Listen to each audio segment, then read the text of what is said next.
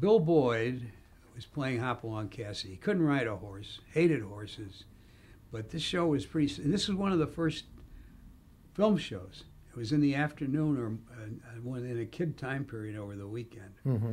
And the client constantly wanted him to do commercials for Post cereals, and he absolutely refused. I took him to dinner with the clients, and he said, "I am playing in the movie a 19th century cowboy, and these kids believe me, and therefore I will not do a current commercial." He's got a point. He got a point. I didn't argue with him, and they understood his point of view then, accepted it. But that leads me to children in television. We took information wherever we got it and tried to analyze it. There are 3 stories about children that were interesting. Mm-hmm. One young kid who was a 2-year-old son of one of our account executives, didn't say a word. He refused to talk for whatever reason. No mama, papa, dada, nothing. Until one day they're driving through Darien, the kid looks up and he says, "Eso."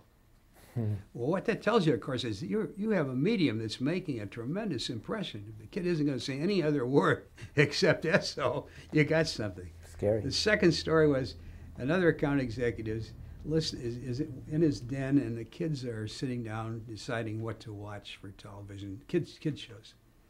And this one started, and one says to the other, "Let's not watch this. We haven't seen it before."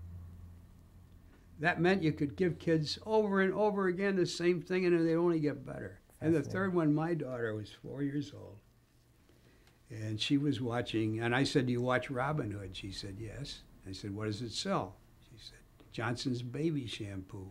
And I said, "Do you use it?" She said, "No." I said, "What do you use?" She said, "Halo." I said, "Why do you use Halo?" "It glorifies my hair." But you learn so much from those little anecdotes from children.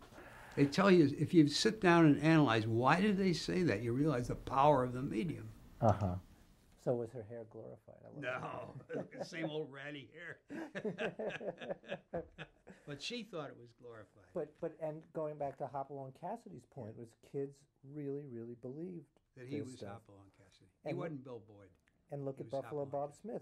Look what a powerful spokesman he was. Over and over again, starting with Ma Perkins and characters like that, you really believe. And they're talking to them. They're talking to them out loud when they're alone, don't forget. Right. This is their confessor. This is their friend. This is their one who thinks they're wonderful. It's all in the mind. But once you get them, you're crazy if you want your own name on something. You just take the money.